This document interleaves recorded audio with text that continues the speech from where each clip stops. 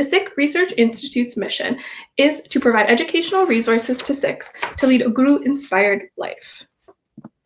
As a global nonprofit organization, we produce original online courses, research papers, videos, podcasts, events, and books to create the largest go-to source of Sikh knowledge online. Today's class is a part of the live series Love and Justice through Guru Nanak Sahib. This class serves as an immersive introduction into the principles of the Sikh faith, told through the primary source of the Guru Granth Sahib and secondary historic texts on the life of Guru Nanak Sahib. This class will begin with a 40-minute lecture, followed by 15 to 20 minutes for Q&A. So please drop your questions in the chat box and be sure to include your name and city.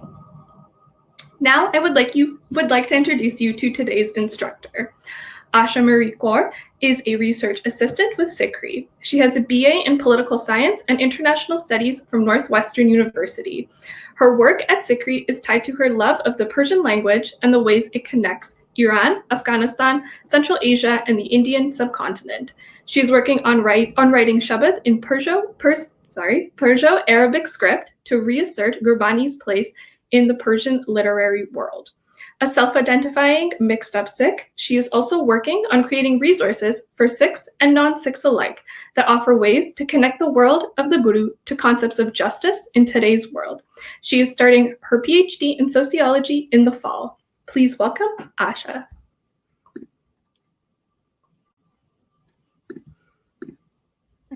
Vaheguru Ji Ka Khalsa, Vaheguru Ji Ki Fateh. For those non-Sikhs joining us this evening, this is a Sikh greeting that roughly translates to "The sovereign is of all wisdom and victory is of all wisdom." So I'm going to shortly share my screen.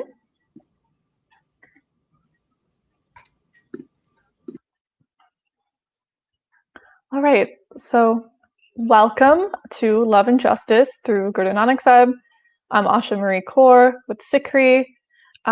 So we have uploaded all of the handouts for the first 4 sessions, and then we will upload the later batches as we get closer to that time. You will notice that there are handouts and then there are secondary readings. The handouts are kind of a written summary of what goes on in the lecture. I know that for some people, a combination of reading and listening is best for learning. So that is what you should prioritize reading-wise. I do recommend that everyone read all of the secondary readings as well, but I understand that's not feasible for everyone. So if you have to prioritize, definitely go with the handout. Generally speaking, it would be great to read the handout before the lecture, but obviously for this one, you only have the handout now. So welcome to this course. We're going to spend 12 weeks together. And yeah, you can always watch the recordings after the fact if that works better for folks. All right, so I want to assure everyone, no matter what your background is, there is going to be an enriching element to this course. I don't want Sikhs to worry that they will be bored to death. Likewise, I don't want non-Sikhs to worry that they will be in over their heads. We are all going to be engaging in a process of both unlearning and learning, a process of questioning and engaging. And I also want to say that Shabad, the divine word of the Guru Granth Sahib, the Sikh faith, encourages constant engagement and evolution of thought. So we do not all have to experience the words, the wisdom that we're going to be going over together in the same way.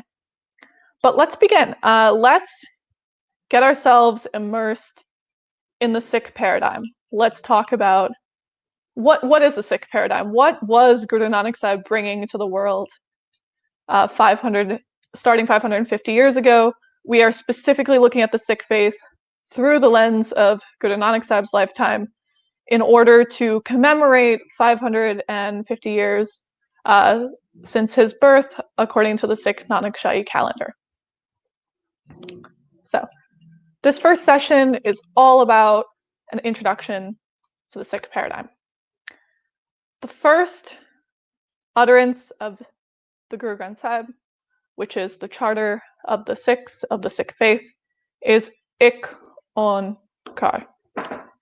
Ik onkar means there is one. This is the nucleus of the Sikh paradigm.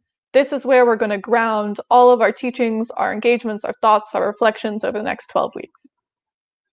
Ik onkar is a formless creator.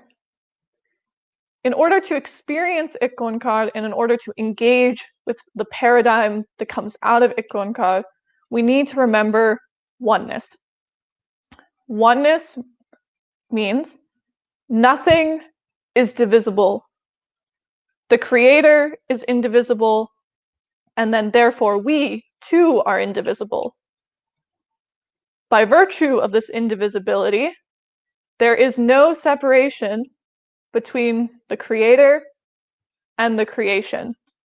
Furthermore, if there is one ultimate being, of which we are all a manifestation.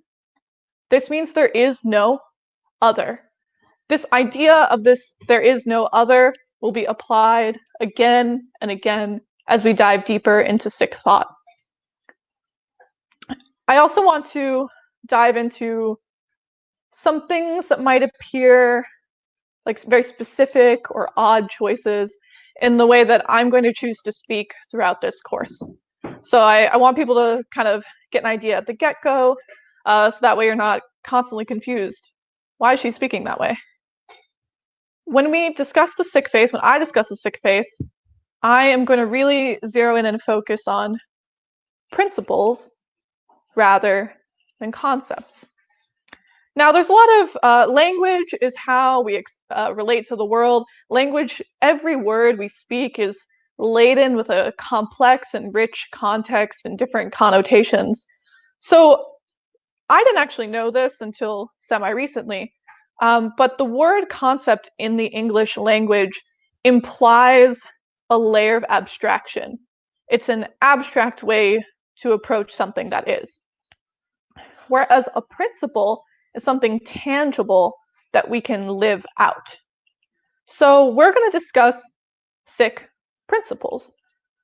These are not going to be abstract ideas, and that kind of links right to the ethos of this course. This is about love and justice. We have to be able to live out, create, and build justice. It can't just be something that lives in our heads and in our abstract analysis. Furthermore, when discussing how Guru Nanak Sahib related to Guru or wisdom, because that is the root of the word Guru, a lot of us these days have associations that a Guru is only a person, when in fact it's a source of wisdom. So when we discuss this transmission of knowledge, I will be zeroing in on what it means to know, what knowing is, versus what it means to understand and what understanding is. This may seem very complicated, but all of these things will start to make more sense as time goes on. Let's think about how we use this stuff in colloquial, everyday language. Sometimes when we have a disagreement with someone, we get to the end of the disagreement and we say, I understand where you're coming from. This is to say, okay, yeah, I guess I can accept that. You've explained it to me. We're still gonna have a little bit of distance here, but that'll do. Whereas when you say to someone, I know where you're coming from, you're actually speaking from experience.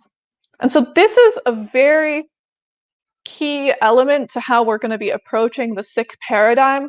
We want to approach experience. What did Guru Nanak Sahib experience? What did he know? And then how do we experience that? Really live within it, be immersed in it, and know it without having to have this, again, layer of abstraction and an explanation that we sort of understand after studying it. Furthermore, what does it mean to reveal versus to preach? What is revealing versus preaching? So when you preach, you've kind of already laid out to the people you're speaking to what the good way is versus the bad way. That was not how Guru Nanak Sahib engaged with his surroundings. Guru Nanak Sahib's goal was to reveal the structures that are and how things operate and how we experience them, how we know them on a very deep and real level. A very famous story or Sakhi from Guru Nanak Sahib's life that a lot of Sikhs know is when Guru Nanak Sahib passed by people engaging in a ritual in which they were trying to send water to the gods. They were throwing the water in a particular direction.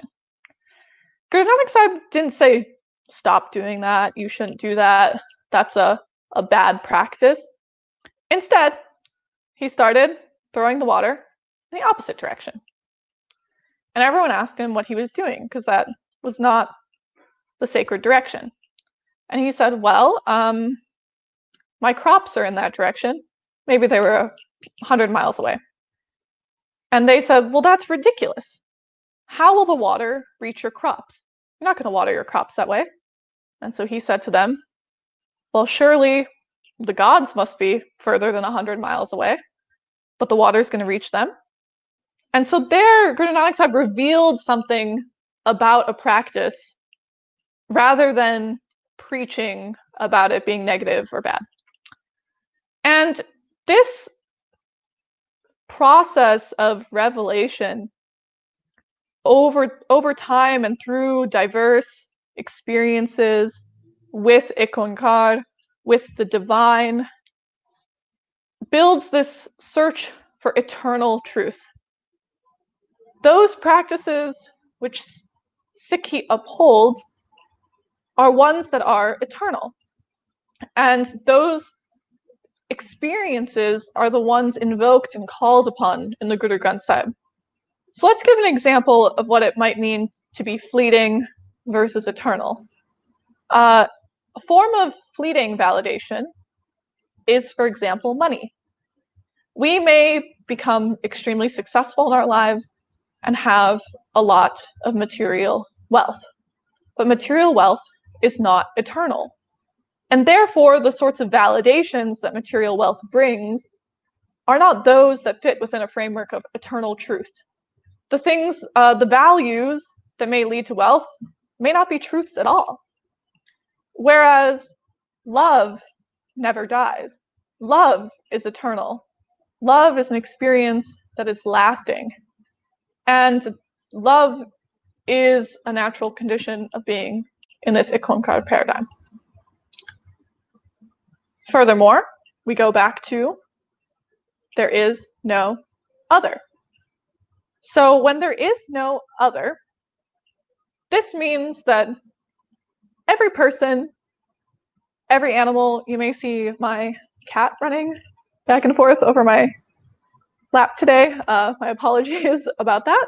But every animal, every object is a part of Ikonkar, and there is no one or entity that is further and closer to the divine. No one is more sacred, no one is more divine. Everyone and everything exists within this framework, this paradigm. Therefore, the wisdom of the Guru Granth Sahib, of the Sikh faith, has to remain accessible for all. And there is a path to take should one choose the Sikh path. But that does not mean that anyone is barred from engaging with the wisdom that builds up the Sikh faith. What Guru Nanak Sahib set out to do, what the rest of the Gurus continued in the Guru period, and what the Guru Granth Sahib continues to bring to us today, is a means of creating and chiseling the path to justice. It is something we have to work on over and over. No person has divine authority over this because we are all divine. This is something we opt into, we engage with, we collaborate, we learn from each other. And there are those who may take the Sikh path, There are those who may bring in insights from other paths as well. But the Sikh path stands on its own, but it does not have to bend or weaken by virtue of the other manifestations of Ikonkar that exist.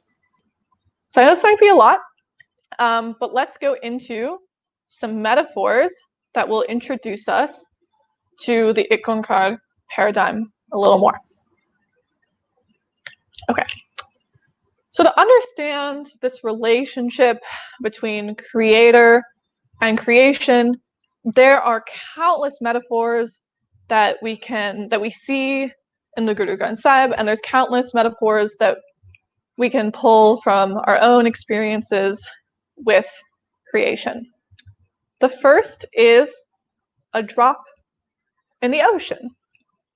So the illusion that a drop is a separate entity from the ocean it's the separation between the drop and the ocean is as much of an illusion and as fleeting as our separation from Ikonkar, from the culmination of all things, from that supreme divine entity. So we might feel like we're so separate, we're so lost, we're all so different from each other. But this manifestation as a unique drop is fleeting. Soon we will be back in the state of being the ocean. And the culmination of all the water, that is Ikonkar. You can also think of, we may feel very profound, very vast, very important. And that is because we have all the vastness within us, but we are also just like one star in a galaxy. And there's galaxies within the universe, and there may even be more universes that we don't know about. Likewise, we could be a grain of sand. Yes, a grain of sand has trillions of atoms in it, but there's also trillions of grains of sand on Earth. The part of the Ikonkar paradigm that is perhaps the most profound and difficult principle to grapple with is, just as the drop exists in the ocean and the star exists in the galaxy and the atoms exist in the grain of sand and the grain of sand exists in the desert, the entirety of the ocean exists within the drop, the entirety of the galaxies exists within a star, and the entirety of the oceans and deserts of the world exist in a grain of sand. This is to say, each of us is divine. Each of us has the power to unlock the vastness of the Creator that lies within us. But it is not an easy task, and therefore we must practice and chisel and reflect and engage. All right, so we're going to take a little break from all the big thinking, and I'm just going to do a quick course overview. I know that there are people who may be more interested in some things versus others, but I do think all the content is interesting. And I also want to give an idea of the type of content we will be engaging with. So the first 5 weeks fall under the umbrella of the beginnings of the Sikh faith, and will be more focused on the history aspect of this course. So today we're just getting used to the thinking that goes into the Sikh, applying the Sikh paradigm, and that'll really help with engaging with the other content and the other readings. So next week we're going to talk about the Bhakti movement. This is an important piece of context because though Guru Nanak Sahib went on to start his own revolutionary movement and faith, he is considered a part of the Bhakti movement as well, which was a period of South Asian history where there were many poets and scholars and thinkers and revolutionaries that were questioning the religious and political norms of the day. Then we'll go into a more general historic overview, the different historical influences of the era, religious, political, so on and so forth. Then we're going to discuss the Janamsakis, the witnessed narratives. These are a collection of hagiographical stories. Hagiographical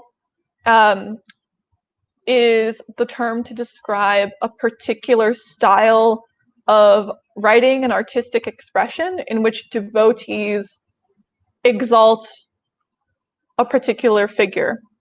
The reason why I note this is because this was a very prominent style and way of transmitting knowledge and history back in Guru Nanak Sahib's era, over 500 years ago, and for the next couple centuries. But they're a little difficult for those of us in the modern day to grasp. Sometimes there's supernatural elements in this style of writing. Different Janamsakis may contain seemingly contradictory information. So we really have to figure out, okay, how are we engaging with this? Why was this style used? What does this tell us? But the Janamsakis are really important because they give us an idea of what the surrounding context and stories were for Guru Nanak Sahib's Shabad or divine word that he revealed in the Guru Granth Sahib. So the Guru Granth Sahib does not have the same narrative drive that the texts of other religions may have. So that's why it's helpful to combine these sources when we're trying to tell the story of Guru Nanak Sahib. So then we'll talk about introduction to the Guru Granth Sahib. What are the languages in the Guru Granth Sahib? How is it structured? I know that for non-Sikhs, Sikhs also struggle with, wait, how am I supposed to unlock the knowledge of the Guru Granth Sahib? Because there are 8 major languages within. And also the script that the Guru Granth Sahib is in, the Gurmukhi script, what's the history of that and how is it structured and what makes it unique? Then we're going to move in with engaging with the word, the divine word of the Guru Granth Sahib. We're going to begin with Mool Mantar. This is the root verse of the Guru Granth Sahib, and it outlines the qualities of Ikonkar, of the Creator, and therefore the qualities that we strive to emulate as the creation.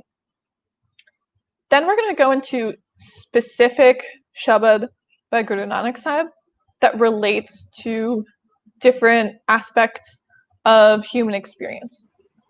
We will talk about death, tyranny and authoritarian rule, caste and the abolishment thereof, gender and revolutionary gender equality, and what does prayer and practice look like in the Sikh paradigm, and how does the Sikh faith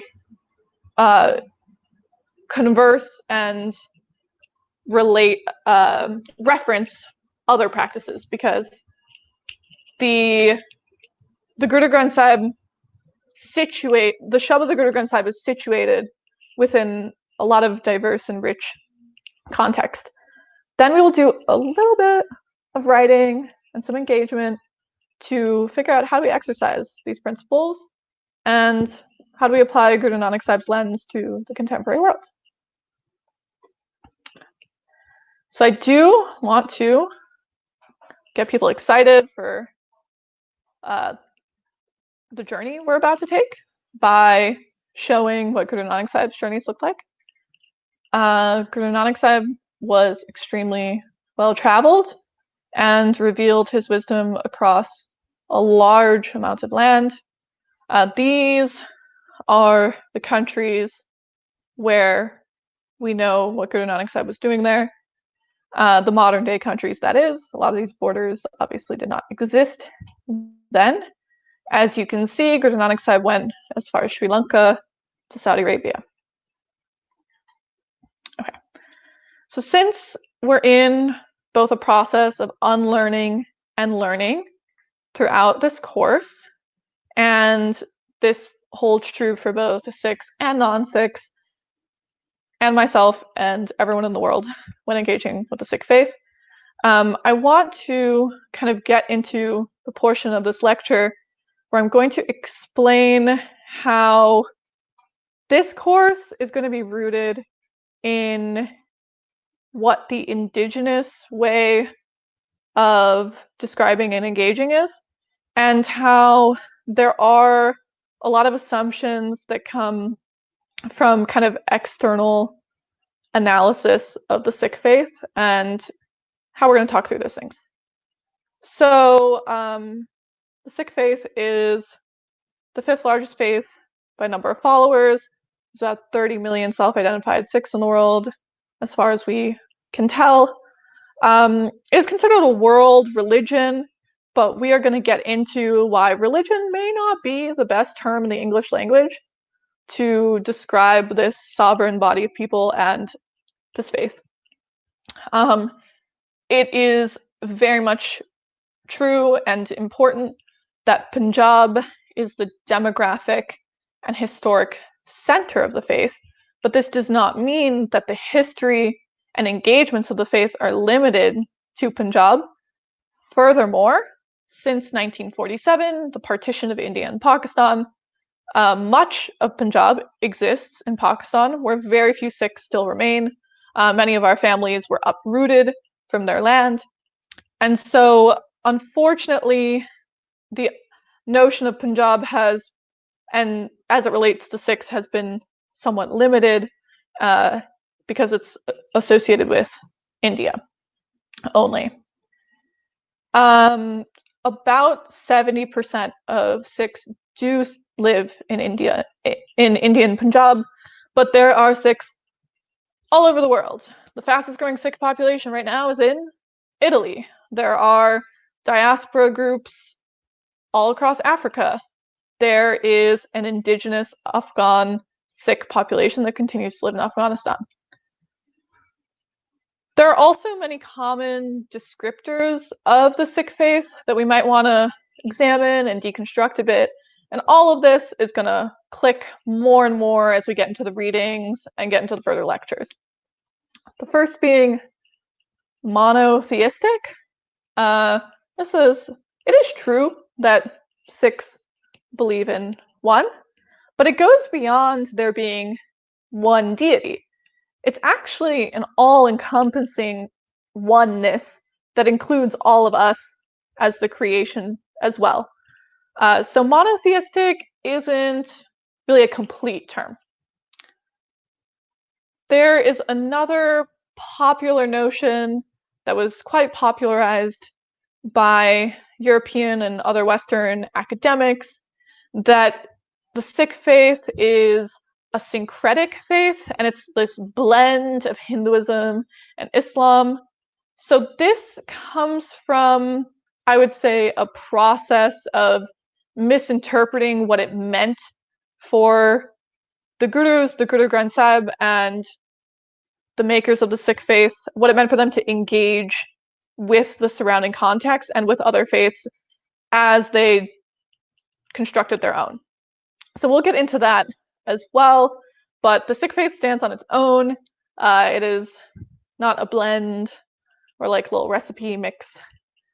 There's also this idea that stems from the radical equality and the stance for justice that Sikhs have taken historically and the Gurus took, that it's a pacifist faith. This particularly gets applied to Guru Nanak Sahib. But Guru Nanak Sahib was as political and revolutionary as he was spiritual. And it is actually not pacifist to bravely stand up to the status quo and to stand up to violent authoritarian rulers, to start a prison riot, which are all true things that happened in Guru Nanak Sahib's lifetime that we're going to discuss in this course. Who gets represented usually when people are talking about Sikhs worldwide?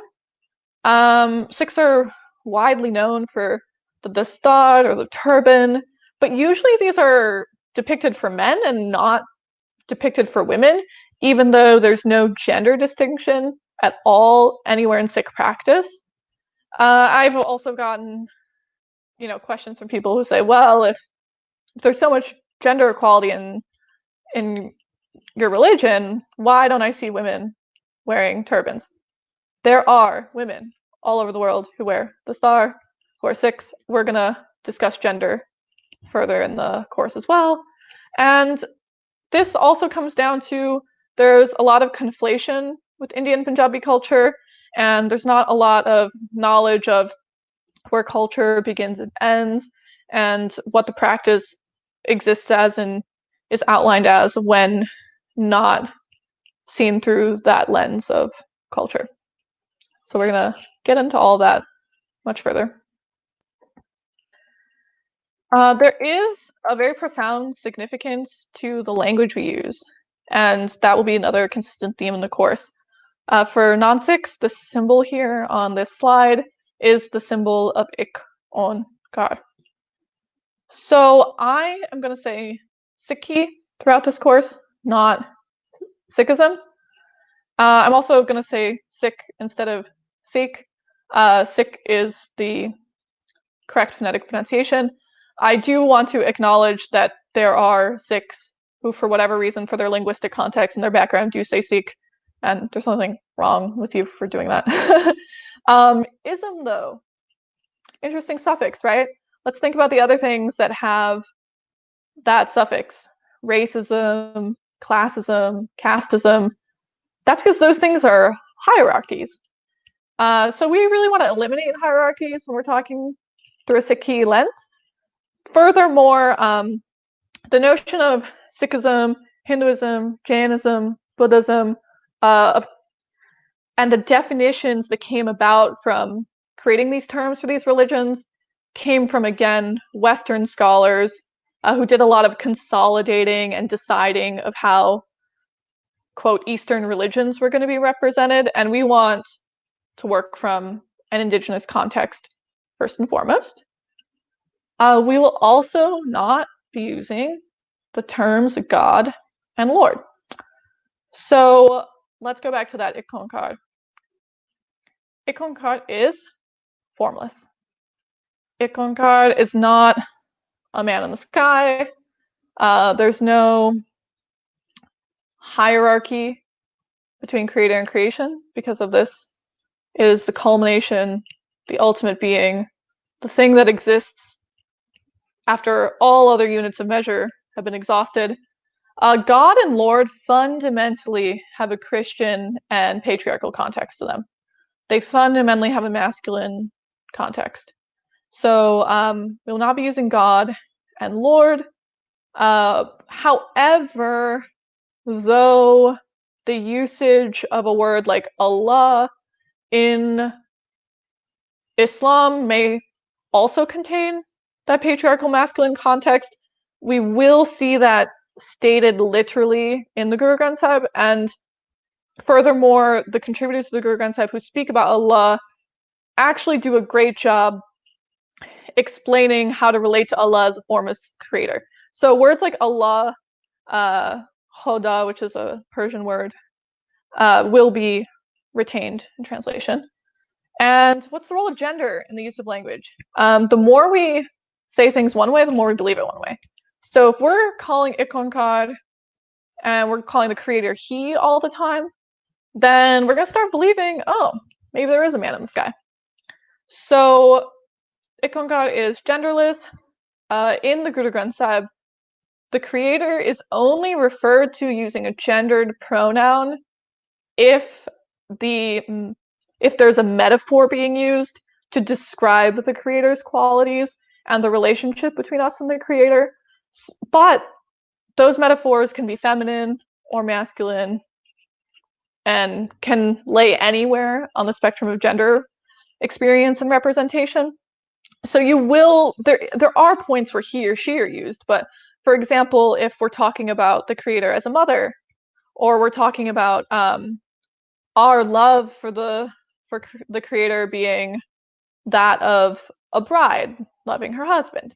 So but we really are going to try to avoid saying he, generally speaking.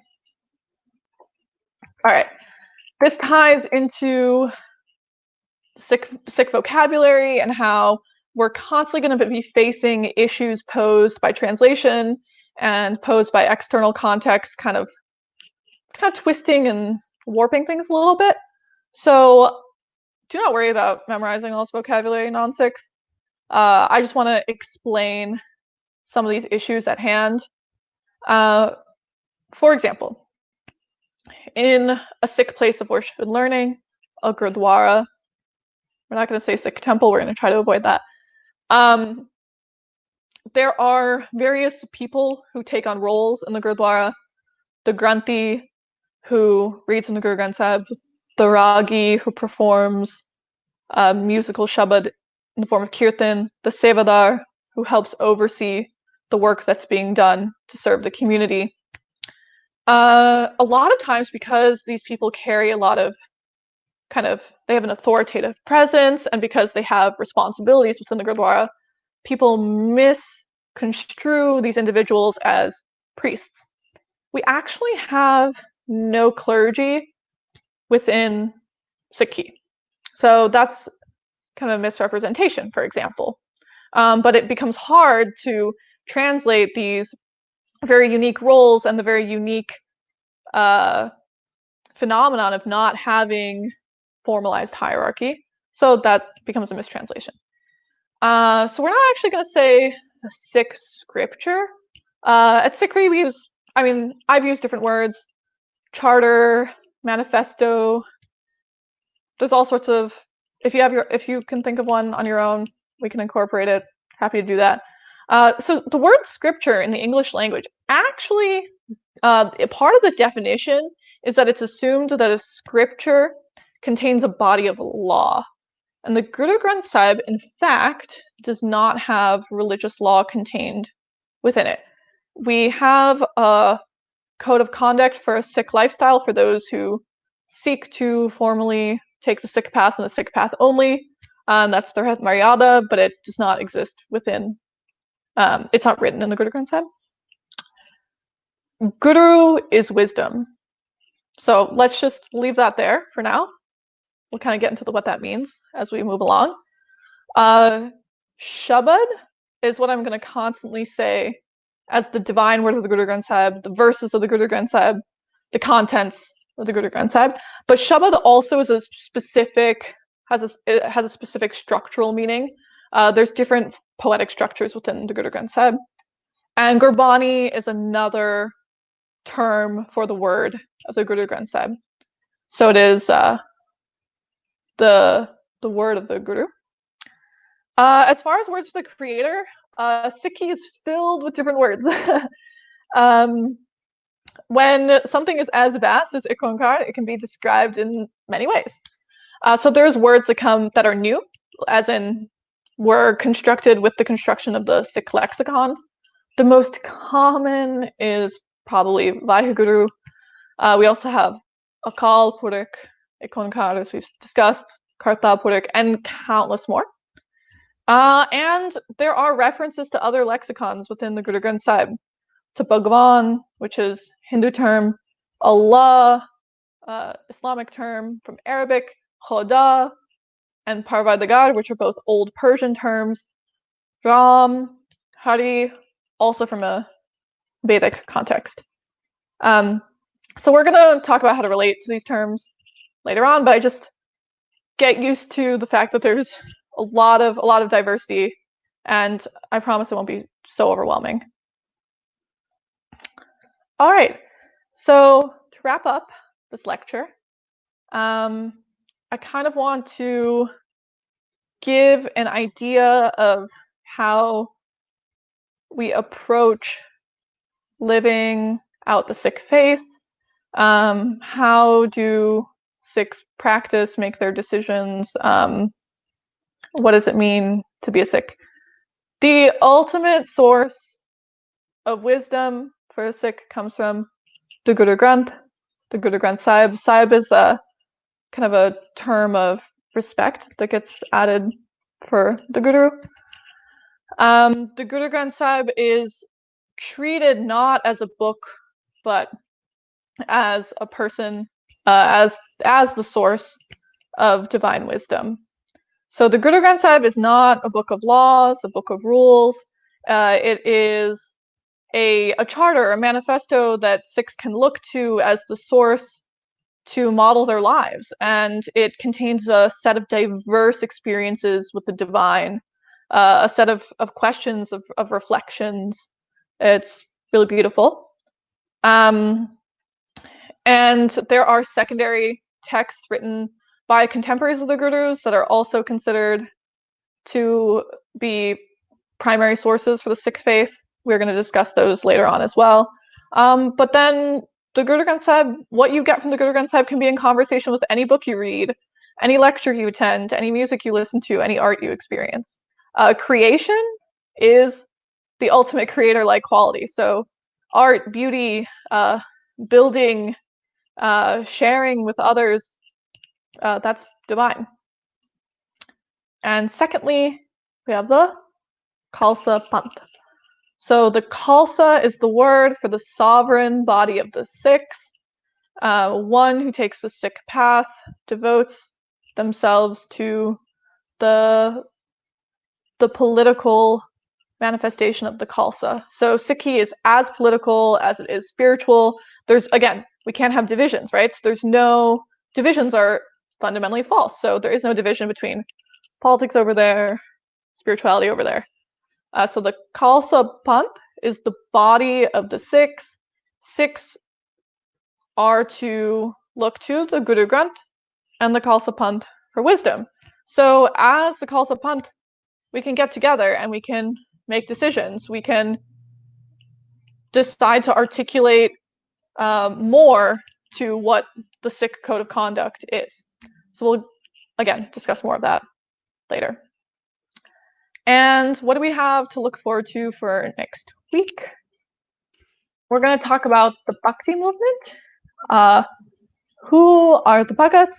I will give a little hint for those non-Sikhs who don't have a background in this.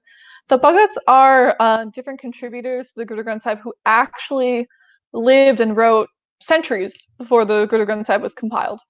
So their word was brought in and included into the Guru Granth Sahib for a reason, and we're going to talk about what those reasons were. So why were their writings included in the Guru Granth Sahib? What wisdom did they hold? They were radical spiritual thinkers who were very controversial and went against the power structures of their day. So what is the relationship between these radical spiritual thinkers and the Sikh faith, and why did they appear in our charter hundreds of years after the fact? So that's what we'll get into next week. All right, so I think we have time for questions. Great. I'm just going to hop back in here. Thank you so much for that, Asha. That was lovely to listen in on. Our first question is this. My question is this. How can a Sikh achieve non-duality in practice as per Guru Granth Sahib? Oof, okay, a huge question, and I hope we can at least chisel at the surface of it by the end of the course. Non-duality in practice. So, for me, the Ikonkar paradigm and not practicing duality, there's so many different times you're going to be confronted with a form of duality, and you have to reground yourself in that paradigm in order to practice Ikonkar. So that might mean when people are being treated unequally by political structure, you have to fight that. That also means that we do have to look at religious institutions that promote division and duality, and we have to actively stand against that. So nowhere in Sikhi is any group of people rejected or condemned or wholesale said, oh, they're doing the wrong thing. But there are deep issues with caste, with the notion of believer and non-believer, and someone going to hell because of the path they choose. Like, we do have to stand against things like that. But it also means that remembering that everything I do, or you do, or any of us do, is a part of Ikonkar. So if I'm harmful to someone, and it kind of makes, there's a reason why when you're being awful to someone, you feel the effects of that too. It doesn't make us feel great. We might have a fleeting experience and you have a crash of like, what am I doing? That's because separation is an illusion. I might think I'm, getting back at someone else, but I'm just getting back at myself. So it's kind of like you're literally you're creating a self-afflicted pain, and you're causing a pain that ripples throughout the entirety of Ikonkar. But when we care for others, we care for ourselves. If every cell within that quote unquote body of Ikonkar, of Vaheguru, was doing creator like actions and was creating and caring and seeing no hierarchy, the order of what we'd be living in would be so much healthier. So that's just a little tidbit of like how I've thought about it. I like to think of it as our cells and our bodies aren't aware of who we are. So we can't really comprehend what Vaheguru, what Ikonkar is. But every action of the cells of our body has an effect on us. So we're like that. Like everything we do has this profound effect that is seen on that infinite scale. Mm-hmm. I think that was a lovely answer. Yeah. Another question that we have is, to my knowledge, I understand there are different running narratives of what we know about Guru Nanak's period, i.e. 3 different authors. I heard that the majority of Janamsakhis that have been propagated over time come from a relatively inaccurate source. How do we reconcile these and provide an accurate portrayal of Guru Nanak Sahib's life and the genesis of the Sikh faith? And that comes from Jasdeep in California. Okay, that is an excellent question. We have the readings for the Janamsakhi session do address this. So they do talk about accuracy and what we know and how to corroborate information. So I don't want to get into it too much now, but it's a really good question. And you do actually have those readings already because we put the readings and handouts in batches. So I totally encourage anyone who's curious about that to take a look, since I know people will have particular questions about particular topics already. So yeah. Perfect. Another question we have is, most of the world's major religions are fractured into sects and divided by competing interpretations. Is Sikhi the same way, or has there always been a consensus regarding belief/practice among the vast majority of Sikhs? Okay, yeah, this is a question I think a lot of Sikhs get a lot. Okay, so I'm going to be like realistic and honest about it. I think honestly, we have much less of that man-made sectarian issue. But what this means is that I think it looks like to the external world that we don't have sects at all. But internally, we realize that sort of issue does exist, but it's pretty hard for I don't want to say outsiders because there is no outsider, but it can be hard for those who don't have a background to pick up on those divides and issues. But I would say that the construction of humans, the social constructs, that aren't necessarily articulated by the sources that built the Sikh faith have created some of those groups and stuff. But I will say that generally it's not as defined or fractured as people might be used to when talking about, oh, religions are this way, religions have sects that look like this and that. But there are schools of interpretation, like different ways people engage and different ways people practice as well. Yeah, so I hope that answers the question. I know it sounds like a little bit of a weird answer. I do want to be honest and true to the principles laid out by Sikhi. And I also don't want to invalidate anyone who finds any Sikhs who like find solace and comfort in being a part of any particular group. So. Another question we have is from Jyoti from Vancouver. She says that I see that you have written Punjab, so with an A, versus Punjab with a U. What is the difference in the writing between these two words? Okay, this is a great question because stuff like this is going to come up a lot, so I'm really glad someone asked this. Okay, so at Sikhi, and myself in my own life, since I'm going into academia and stuff, we're trying really hard to stick to the phonetic and decided upon consensus amongst South Asian academics as to how things should be spelled in Roman script. The reason being, when there's like 50 different ways to transliterate something, becomes really confusing. And also some of the transcriptions that are more commonly available can be really difficult for those who don't know Gurmukhi to read. For example, for certain sounds, they'll be like CHH. So you end up with like tons of like HHAA, IEE, like these really like long, kind of like unwieldy words. And then also there just are more correct representations than others. So we'll talk about Punjab.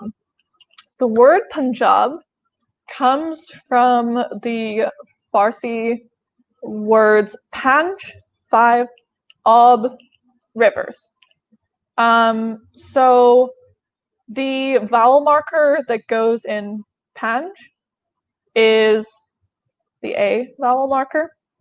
There is no short U, sound or marker in Persian. And then the long A, the Aleph, for Ab. So we write it Punjab that way. So there's also sometimes different transliterations actually change the meanings as well. Like if you change a U for a W in some words, it actually can entirely change the word people associate it with, and then that causes arguments amongst people about how we're supposed to interpret what that word is and what the meaning is. So you're gonna, if you're from a Sikh background, you're probably gonna see a lot of spellings that I use that you're not used to. And please, literally anytime, just ask about them. I'm happy to explain it. I also we can upload this in the next session. I can provide a handout that explains all the different reasons for why we use different spellings, because there's so many different things that go into it, and what our standardized system looks like, why we do it, all that jazz. So. Awesome. Yeah, and just to reiterate, I know Asha mentioned it at the beginning, but there are handouts available for Class 1 to Class 4 that are available in the handout tab. It's next to the Q&A tab, which is next to the chat tab. So just to be mindful of that and download those. And also to be mindful of time, I think we'll just limit it to 1 or 2 more questions. So one of our last questions is, why did you choose Love and Justice as the title for this course? Do you think that these are the 2 most significant pillars of Sikhi? And this comes from Britwal Singh from Dallas. Oh man, okay. I chose these words in conjunction with each other because oftentimes we are told to look at one aspect or the other of Sikhi, the love aspect versus the justice aspect, either the love that created radical equality or the justice in the form of raising the sword against tyrannical rule. But that, again, all separation is an illusion, so these things actually always come together.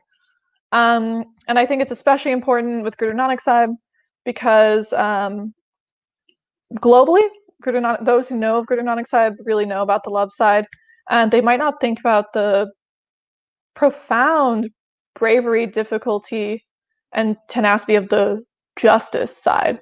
But to create an uprising in a prison where people are being sentenced to hard labor, that's not what I would call pacifism. So, but yeah, I do think that if we learn to ground the fight for justice in love, then it becomes eternal and true justice, and we can avoid a pattern that we've seen throughout history, where many revolutions have led to not justice, but just flipping the power structure. So. Yeah, perhaps speaking more to the linguistics, the last question that we'll cover today is, I've also heard or seen, the terms pantheistic and panentheistic used to describe the Sikh faith. Would you say that one is more accurate than the other? Can you hear me? Okay, yeah. What were the two? Pantheistic and? Panentheistic. I can spell it if that would be helpful, but it is, essentially pantheistic, but panentheistic. Mm-hmm. I don't have an opinion between the two terms. I do think that pantheistic is more fitting than monotheistic, or definitely more fitting than polytheistic. I mean, polytheistic kind of goes out the window more immediately when we're talking about oneness as the nucleus for everything. But I will make an effort to talk about the notion of theology and theism in general throughout the course. I think that all of the terms that involve theism in them don't really allow for the inclusion of this creator-creation paradigm, and especially the idea that all of that the vastness is within each of us as well. I think that is why a lot of these things are somewhat incomplete terms, because they're describing the higher power over there in general, and all around us, but perhaps not within us as well. Mm-hmm. Awesome. Amazing. Thank you so much. I thank you for all of your questions, and thank you to Asha for leading the first session of this live course, and apologies to those whose questions were not addressed due to time constraints. Please note that a recording of this live class will be available within 24 hours. Please tune in next week for the second week of this live course. We are also hosting bi-weekly live webinars. Our next live webinar, 1984, The Devoted and the Worldly, we will be joined by Harinder Singh to answer questions such as, why was the Sri Harmandir Sahib and Akal Takht Sahib complex attacked? What is the Sikh historical context, and how must the memory be kept alive 36 years on? You can register at sikhri.org/webinars. And lastly, please don't forget to tune into the Sikhcast, a podcast produced by Sikhri, where we explore the various issues and events affecting Sikhs worldwide. Thank you for joining in. Today's live class will be ending now. Vaheguru Ji Ka Khalsa, Vaheguru Ji Ki Fateh.